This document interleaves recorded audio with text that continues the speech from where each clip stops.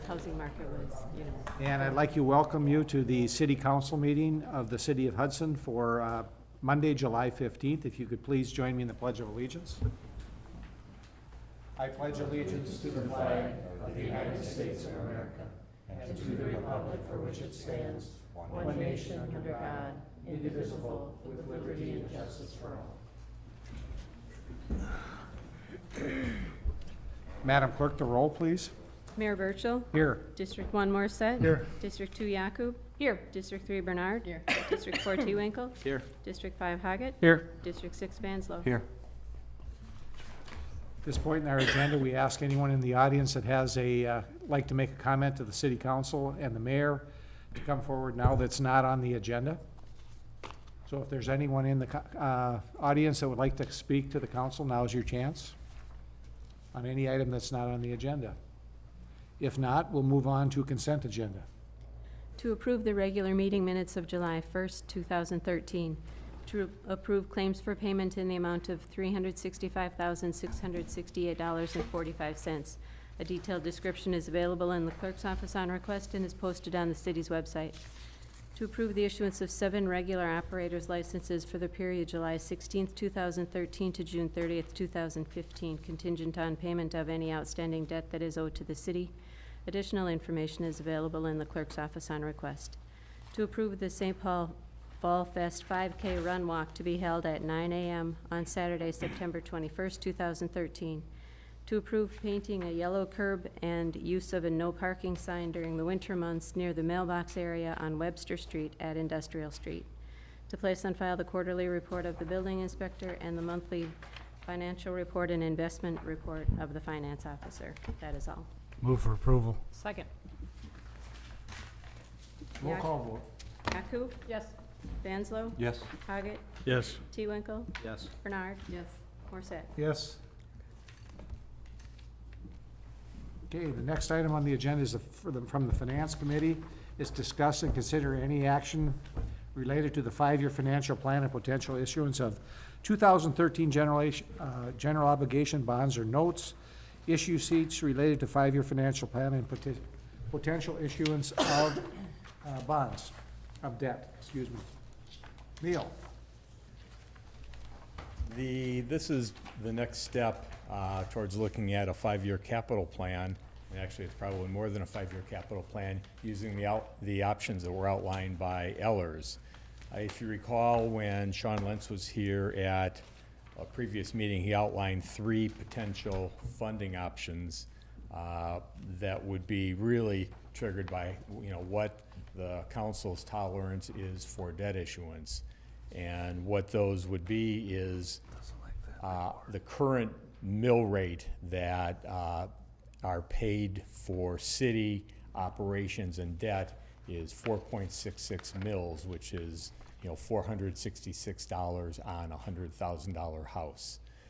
The options presented by Ellers would say what additional funds would be able to be used to finance or to really service debt to finance additional projects if the mill rate went up from the 4.66 to either 5 mills, 5.25 mills, or 5.5 mills.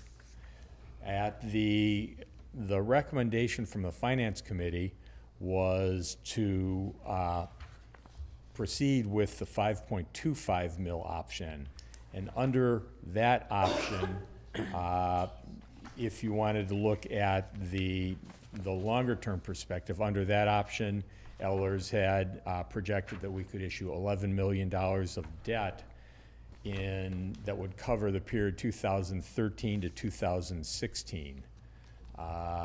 If we issued this year $5.3 million of debt, we would fall within that option and meet the requests that had come from the various departments and the committees.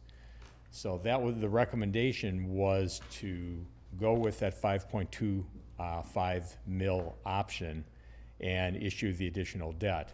Now, the exact amount of, the interest rate at this point in time is unknown because, those rates have been fairly unstable over the past month. And it's hard to say what's going to happen, but I think you probably are going to see some leveling out.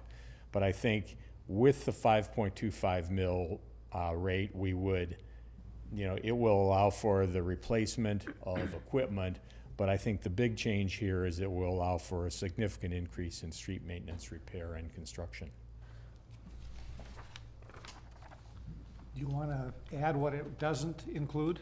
What it doesn't include is a public safety building. And, $2 million for the purchase of the land. It Right. does not include It it. It does does not. not include that. If under the committee request, there were 2 million, and what we really looked at, or in looking at this, the committee request was 2 million in 2015 and 13 million in 2016. And if we went to the 5.5 mils, in order to do that, the debt issuance for those first 4 years was 16 million. Well, of that 16 million, 15 would be reserved for the public safety building, so there would only be $1 million left for the other projects. So if you really looked at non-public safety building projects over those first 4 years, under one option, we're investing 6.5 million. Under the second option, the recommended option, we'd be investing 11 million.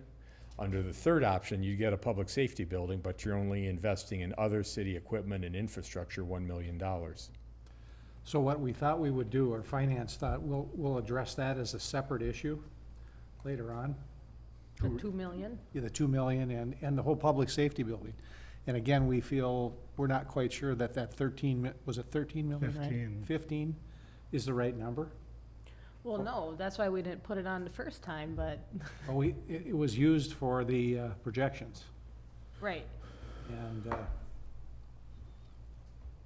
I think we should treat it as a separate issue. I do too. And it may be something we go out and bond, we take a vote on a referendum on for something that big. Right. I don't have a problem, I mean, when we first brought this. Yes. We we didn't just put didn't it want- on, we yep. were told, put it on, and then we were like, okay, so, no, it's fine. And it sounds like there's other opportunities for the public safety building that we might be able to take advantage of, Yes. so, Hopefully. yeah. Yep. Sounds good. Comments, thoughts? Lori, you had some percentages. Do you still have those numbers? Well, yeah. So I if we think it's go, important that we, if we go from 4.66 up to 5.0 for the mill rate, it's just under 10%. If we go up to 5.25, it's about 14% increase. And if we go up to 5.5, it's up 19.5%. I was Yep. I did not vote with the rest of the committee. I think even a 10% increase in city taxes is significantly larger than anything we've done while I've been on council, and there's projects that are worthwhile. I think we need to, not try and do them all at once. I know there's different schools of thought. We should borrow now while the borrowing is less expensive. I just think it's a lot to dump on taxpayers all at once. So what would the difference be in like street repair if, between the 5% and 5.25%? it's about $32 a year on a 200,000, $16 on, I think she's asking No. what Oh, can't. I What think- can't be done, yes. I think the easiest way of looking at that is if you look at what Eller's recommended for 2013 to 16, and the biggest difference between investing 6.5 million and the 11 million is street repair. So what you'd be getting almost is another $4.5 million available to put into streets. Okay, I mean, the difference in other projects, I don't believe is very considerable. so it's almost all streets. and the biggest complaint we've been hearing about is streets. But, I mean, are the streets on the list in desperate need that we need the 4 million more, or do we want to, Tom? Well, Thomas said Sixth Street alone is 2 million. Well, I know Sixth Street And then needs there's to be St. done. Croix, and then there's. Well, Vine Street project, even with matching funds or grant funds, that's still gonna be an expensive Well, project. Vine Street project might get pushed off to God knows when with the state. You never know when that's actually, the grants actually come through. Wisconsin Street's part of this? The Wisconsin Street would be Or in we this already funding bonded? under any of those options. One of That's the, a small, issue, isn't it? Wisconsin Street? Was- That really Yeah, is in 25,000. relationship, because you're getting an 80% grant. Right. It is a smaller issue. I And mean- one of the issues I have with this is if we don't do something now, we're gonna pay more for it later, because interest rates are gonna go up, and you're gonna pay more in interest, you're gonna pay more for your projects. So you're not helping anybody by delaying this. You're just gonna pay more for it. So now what's gonna happen is that 2 years from now, taxes will go up even higher because we have to pay more money for it. And I don't wanna see that happen. I'd rather prevent that. So my approach and attitude to this was, let's go with the 525, which is $59 per 100,000 increase now, so that we don't have to later on maybe take it up to $70 or $80, because we're paying more for what we're trying to do. So I'd rather avoid that. So that's why I'm in favor of the 525, It's $60 for every 100,000. 59 for every 100,000. Increase over what we're at. Right. That's providing we don't do any increases in our operating budget, correct? How does Right. that affect public safety then? I don't know what projects you had in there. Well, we were pretty low in our, Minus the public safety building is pretty small. Everything gets Yeah. made, I think everything is included now Yeah. in the 525, our, except the public safety building. I'll move we approve, the 5-year financial plan of 5.25 mils. a second. Discussion, any more discussion on it? All those in favor? Aye. Aye. Opposed? No. Motion carries. Thank you, Neil. And you want to just, before we finish that topic, if you want to talk a little bit about timing again for the, In terms of timing, what you'll see at the August meeting is, we're really gonna do two things. Number one, we'll approve a resolution authorizing the issuance and sale of bonds. Additionally, what we'll do is, at least for the projects that were listed for 2013, we'll appropriate or budget the funds for those projects. And then, based upon what our costs come in on some of the street maintenance or street repair projects for this year that are included there, we can make an adjustment. And in our budget discussions for 2014, we can plan to utilize the balance of the debt proceeds. okay? Thank you, Neil. You don't have to go too far away. The next item on the agenda is the issue sheet regarding the amendment to the Joint Library Board. Finance recommended we do this. The Joint Library Agreement has a provision for reimbursement to other libraries. The provision provides for the Hudson Area Joint Library to reimburse other libraries in St. Croix County for any shortfall between what they receive for library services from St. Croix County and the rural circulation funding that they would not receive if no towns participate in the Hudson Joint Library. Consequently, the Hudson Joint Library has been making payments to River Falls, Roberts, and Somerset libraries for circulation residents of the town of Hudson and St. Joe. Below is a summary of payments that were made over the past 3 years. In 2011, the library paid out $35,500, $52,100 in 2012, and $34,488. So what we're saying is we would like the city of Hudson to, I'm asking for permission to amend the agreement to delete item 7 out of our agreement, and then go to our partners and ask them to do the same. And by doing that, the roughly $34,000 will stay in the operation of our library. This was an agreement that was made 10 years ago to help offset the costs of having a joint library. Well, our county library funding was at 70% at that time, it's now at 100%.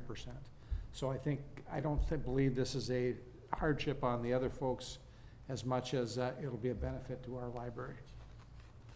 So, any comments, Neil, or questions for Neil on this? What we would do is if we approve it tonight, then we will go to our partners and ask them to do the same. It has to be unanimous. If somebody decides they don't want to do it, we can't amend it.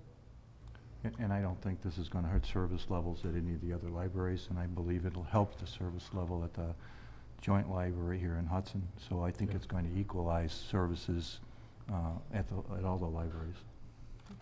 I mean, I have to believe that number is gonna go down now, because St. Croix County's funding has gone up to 100%. It has nothing to do with that, though. No. All it is what our folks in town of Hudson and the St. Joe, the usage of those libraries. Has nothing to do with the county funding. This is just extra money that we pay.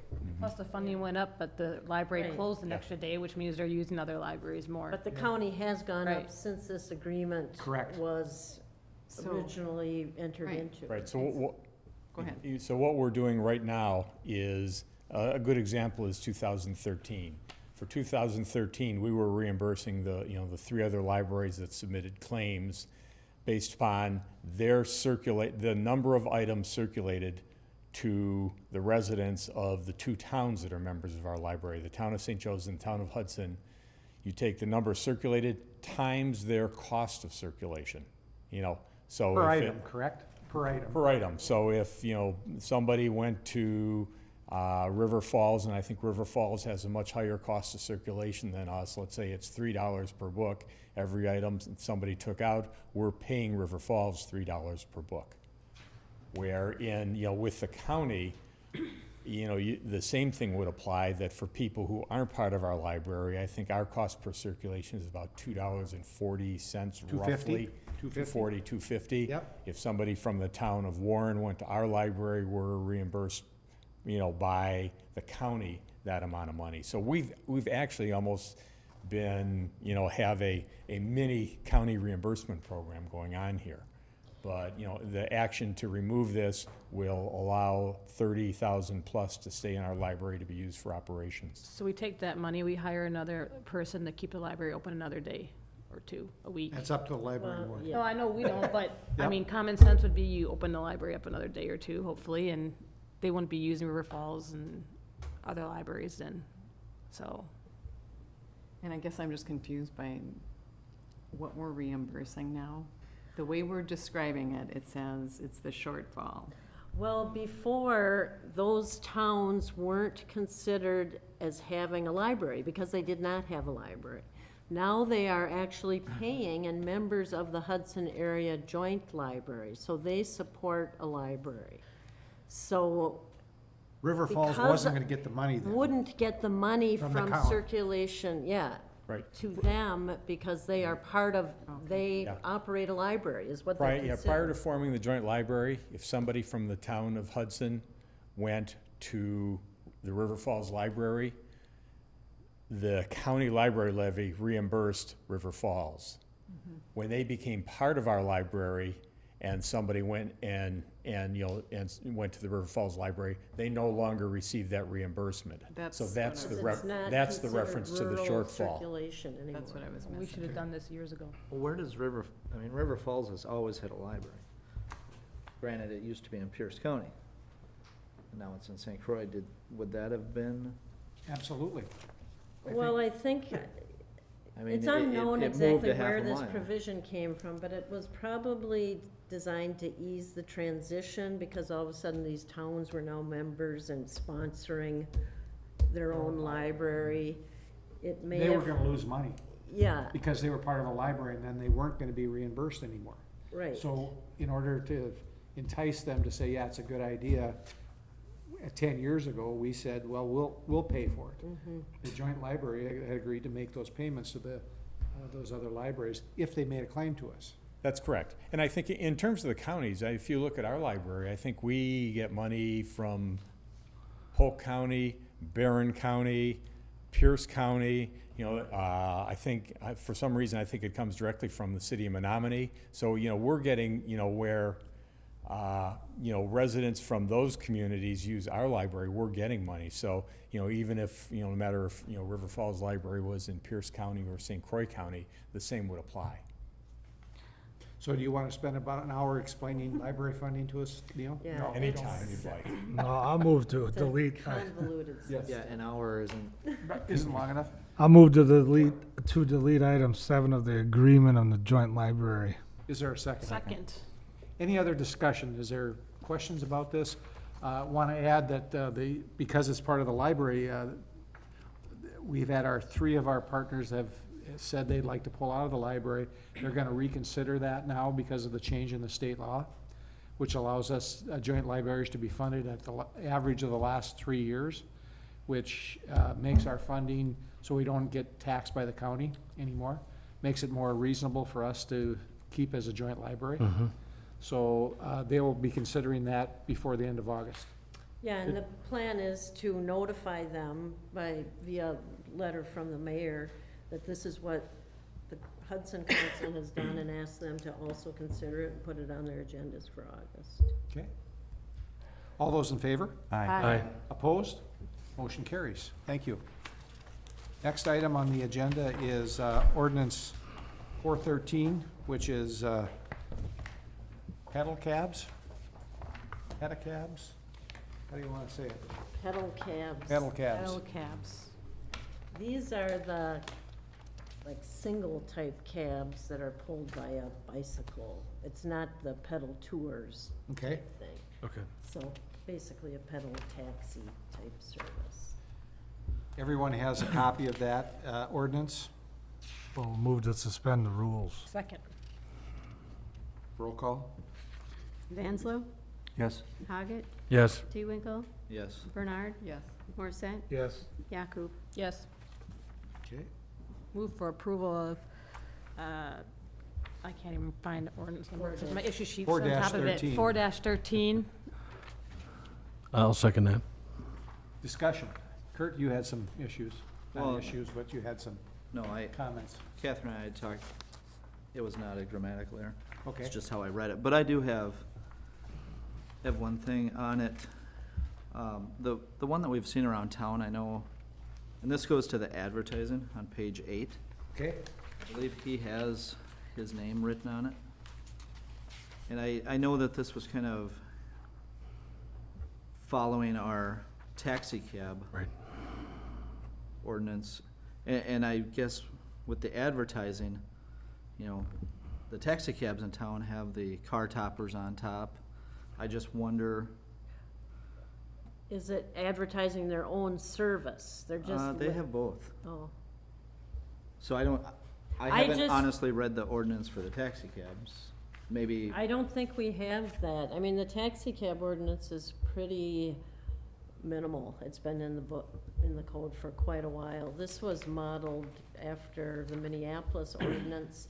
It's somewhat similar, though, consistent with the city's sign ordinance in terms of, I think, a cab going around town, or even trucks going around town advertising other businesses we don't allow, not off-premises type advertising. The pedal cab that's out there right now, there was no, obviously, because there's no ordinance, they had free reign to do what they want, so But they'll all he just have has to is his be. name on it? his name on it, yeah. Yeah, I His think name is his fine. name is fine, because that's his service. Yeah. I'm talking, this okay. is meant to refer to advertising other businesses. So this is other advertising, not his own business. Not labeling his okay. own, yeah. All right. Right, because that would be service. silly. That would be awkward. Is that in here? Well, it just says no advertisements, so, But allowing his to, should be in there? Well, what we're saying is that his Other own, than identifying the pedal cab service company, I can add in there if that would make it clearer. yeah, that's probably a good idea. Otherwise, I think it's very well written, thank you, Catherine. I Yeah. pushed it into, we didn't have quorum and safety, and it was a well-written ordinance, and Catherine was at safety, and I figured there's no need to bring her back to safety. We can take care of it here, so. Any other comments, questions? Okay. All those in favor? Aye. Opposed? Motion carries. Update on engineering reports for July. Hi, Karen. Hello. The construction items, we've been out assessing the storm sewer damage with Tom Zuli out at Storm Sewer Out Falls. Hudson Center, we have the asphalt base course down on the road. We have asked the developer to wait to put down the wear course, because we want to make sure he knows where the driveway cuts are going to be for the businesses that are going to be coming in there. On Red Cedar Canyon, the water main has been installed on Lockwood. And I do want to give you an update on the 2013 street improvement projects and the design plans and specifications.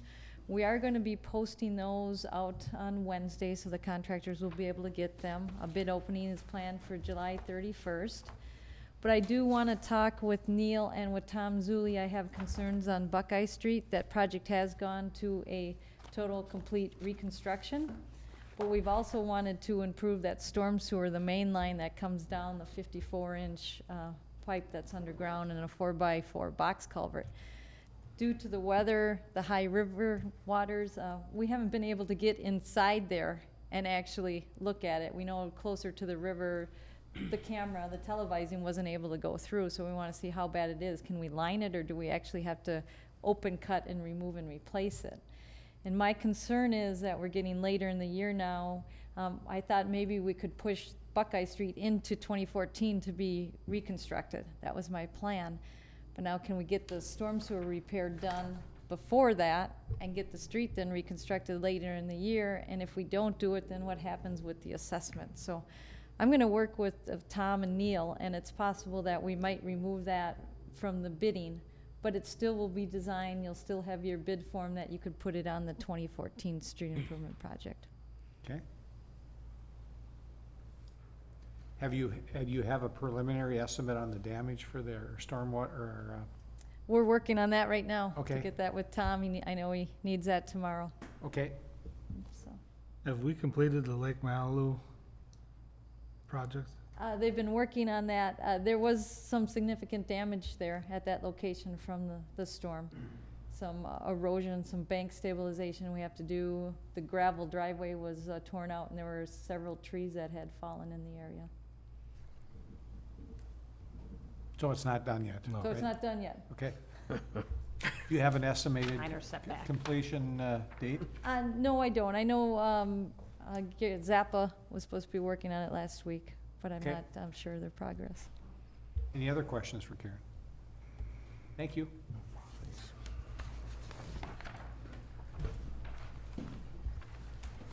Next item on the agenda is the wastewater WWTP Compliance Maintenance Annual Report.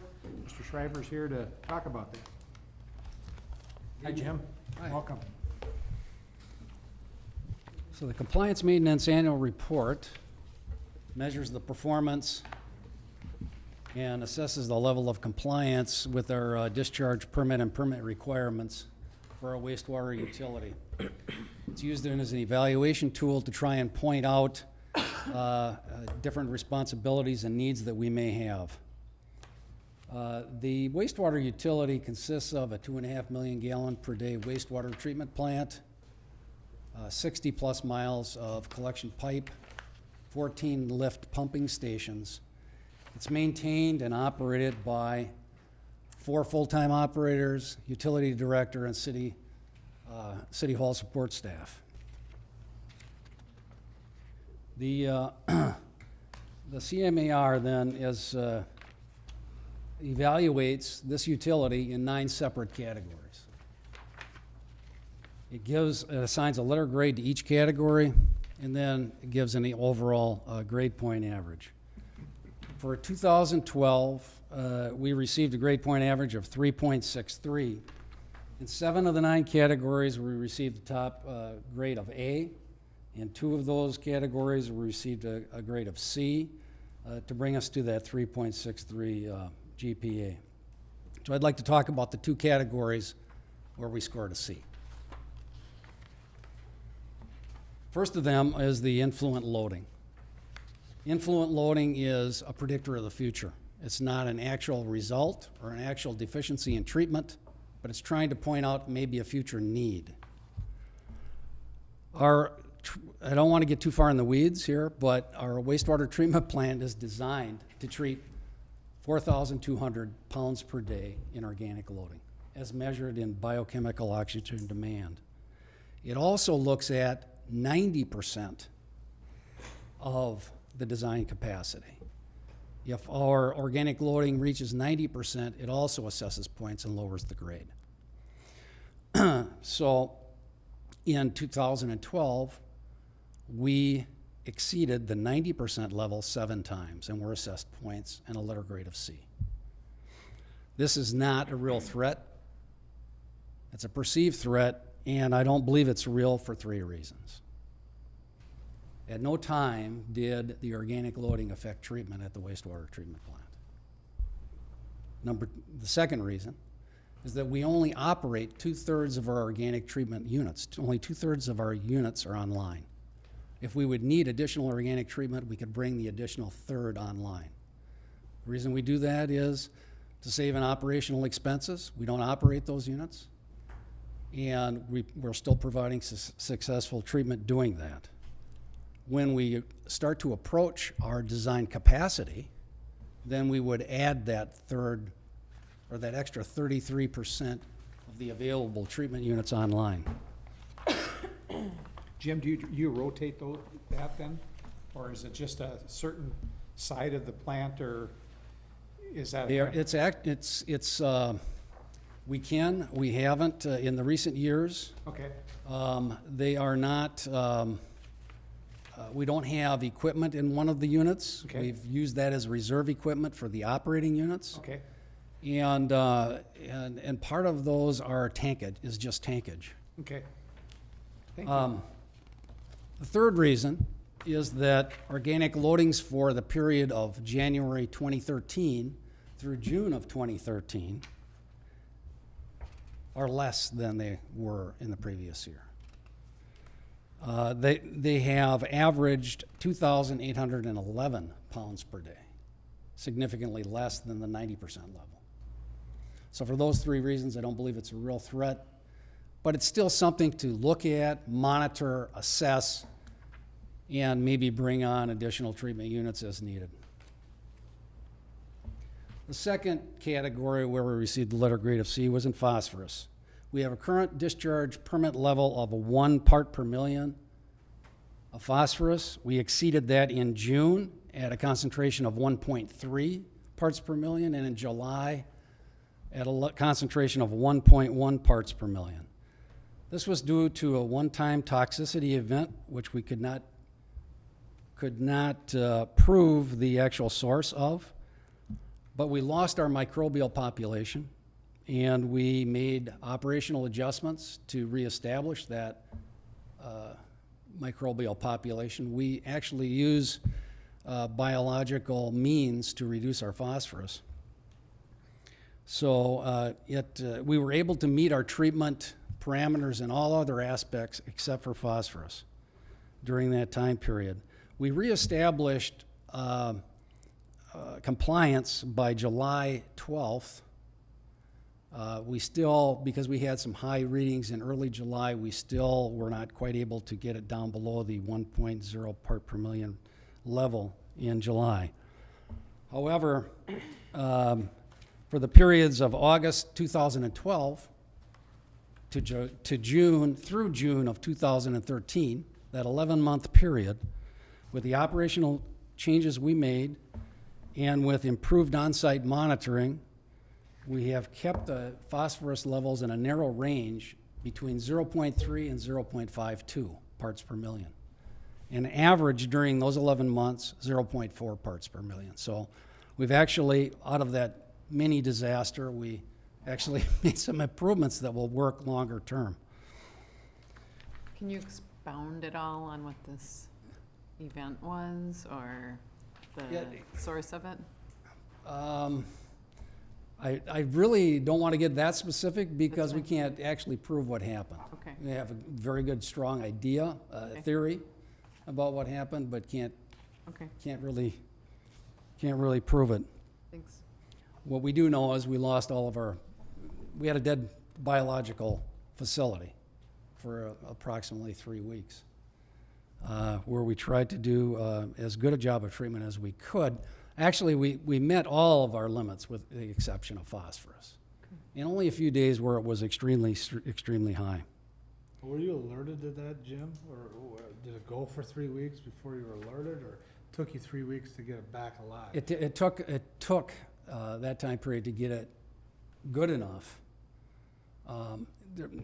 There are several different microbial populations that do these things. And, some are more specific to phosphorus treatment, some are more specific to reducing the organic loading that we talked about earlier. We could quickly establish the organic loading population. So that's why we didn't have a violation there. The phosphorus biological treatment's a little more difficult to get back.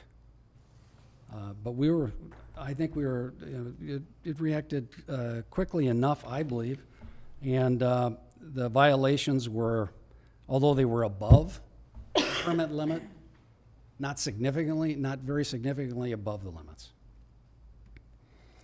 So going from here forward, the monitoring improvements we were able to make is to establish the on-site capability of analyzing phosphorus and also ammonia. And ammonia can be a predictor of oncoming biological problems. So that's fairly important. So we have written standard operating procedures for those analysis. We have initiated beginning training some of our operators, and we need to train all of our operators in doing this analysis. And then we're looking forward to getting certification from the DNR so we can actually report those analysis. We can use them for process control, but until we obtain certification, we can't use them to report. So we'll have to still use an outside lab presently to report those analysis. So going forward, I think we've made some good improvements. Sounds like it. A few other things I'd like to highlight or talk about to you and our customers is that the utility provides a good value to their customers. We provide a high level of and quality treatment for wastewater to protect the St. Croix River and public health. And we do that at extremely low rates. We have the lowest rates in western Wisconsin, the surrounding 5-county area. And we are near the lowest rate statewide in all population categories. I think we're very proud of that fact. And we do that not just in maintaining the facility where it is. We have looked forward and added projects that add value to the facility. We've kept the facility up and still kept our rates low. This year we completed our biogas project, which will help reduce cost and have an impact on how our biosolids are handled. And also we completely upgraded our SCADA, our supervisory control and data acquisition system. All new computers, controllers, communications, not only to improve the efficiency of on-site communication, but we have remote monitoring included in that also. Does that include lift stations, Jim? That includes lift stations. Okay. We do not monitor all of our 14 lift stations. We monitor 9 of them. Right. Some of them are small enough and have a lot of capacity so that we don't have to have that tight a control. Okay. So I believe we're positioned to meet our current needs, well positioned to meet our current needs and our future needs, both structurally and financially. We have 3 segregated accounts to meet those needs. Our current user rates are adequate to fund our operational expenses, but we have 3 segregated accounts to make improvements that we see that are needed, expansions that are needed, upgrades that are needed. Those 3 accounts, one of them, the Future Facilities Fund, we have a ending 2012 balance of approximately $5.3 million. Now that'll be reduced with this last biogas project by about $550,000. The Equipment Replacement Fund, 2012 balance of $1.7 million. That'll be reduced by approximately $300,000 with the completion of the SCADA system improvement. And the Collection System Replacement Fund of $820,000. Now that is for replacement, repair of our collection system piping and our lift stations, pumping stations that we have. So that's the snapshot of the 2012 CMAR. And with that, I'll entertain any questions you have. Just a comment, I think that you guys have done a great job, and I can't think I remember any of the lower grades. This report must not have settled well with you. No, we weren't not that happy, but things happen. But you still do a great job. Well, or you could say something else, but things happen. Any other questions or comments? Is there a motion to accept? Suspend the, if you want to adopt 5 through 10, Yep. you need to suspend. Move to suspend the rules. Oh, we have to suspend, yeah, it's a resolution. Mhm. Okay. Is there a second to suspend? Second. Roll call? Haggett, Yes. T-Winkle, Yes. Bernard, Yes. Morset, Yes. Yakub, Yes. Vanslo. Yes. Is there a motion to approve? Yeah, I'll move resolution? to approve resolution number 513. Second. Any discussion? All those in favor? Aye. All those opposed? Motion carries. Jim, thank you very much, and keep up the good work.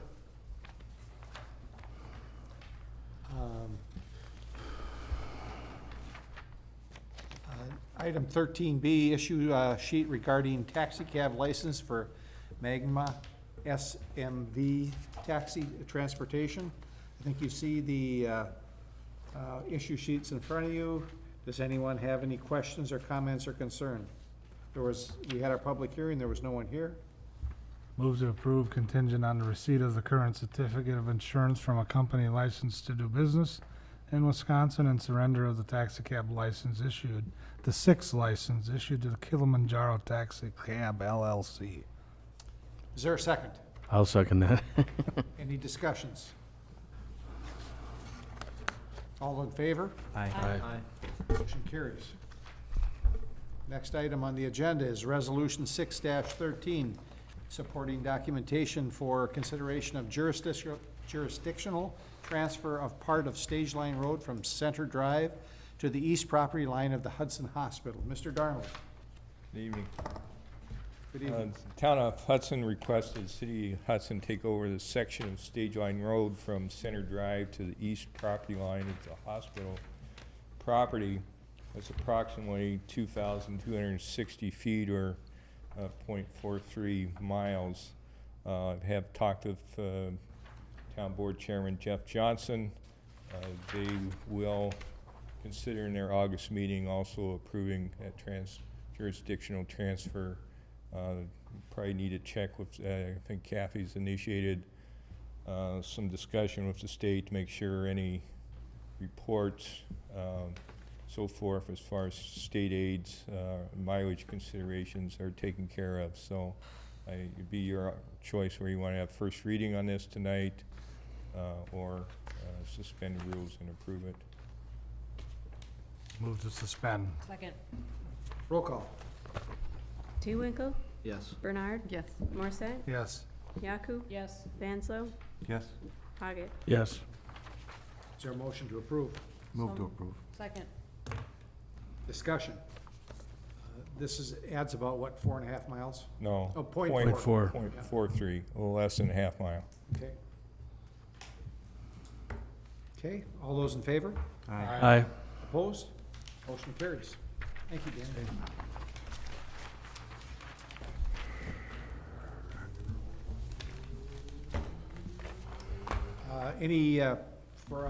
Any communication from the city attorney? No. Any council person have anything they'd like to add to the agenda or make comment? Yeah, I wanted to talk about modifying the boat ramp so that it doesn't flood all the time, so we can keep it open and make money. I don't know where that goes, if that's a council thing, or Public Works, or Park Board, or... I think you go back to Public Works. Maybe Park Board, huh? Park board went to be park. It's been recommended to me that if you raise it X amount of feet and then had a longer ramp, that it could stay open regardless of high water. So especially during June and July, when we've been flooded out all the time, that we could continue to create revenue, so. I don't know what the cost of a project like that would be, I have no idea. So where do you think it should go, Public Works, or should we go back to Park Board? Park board, I would think. What do you want, what do you guys, what's your preference? I don't care. Public Works might get a little faster done. Yeah, I'd say That's a Public good Works. point. Okay, we'll take it back to Public Works. Lori? That's fine. Okay. The only issue I'd have, and I know we're not supposed to discuss it, is where does the water go then? Does it go into our park? If we raise that, do we flood our park? Well, I've seen other ramps where it doesn't really offset any other water, and it can drain back, I don't know if it can drain back into the river or not, it should be able to, Let but. Public Works. We'll let Public Works figure it out. Thanks. All right, anybody else? I'd like to thank the Booster Club for the 4th of July celebration. I had probably 4 or 5 folks that came and said, something happened to the fireworks this year. It was the best fireworks we've ever seen. And I don't know, I thought so. We kicked them more money. whoever should take credit for that, way to go. Actually, I had somebody in Walmart tell me that. Did you? See, Best fireworks they've ever seen. I It was was out of good. town, so I didn't see it, but, I It thought was they a were heck good of a as well. show. Very good. Good works. well, that's good. We should make sure we take a look at that again next year, same company. Anything else? Move for adjourn, is there So moved. a second? Second. All in favor? Aye. Aye. We're adjourned, thank you.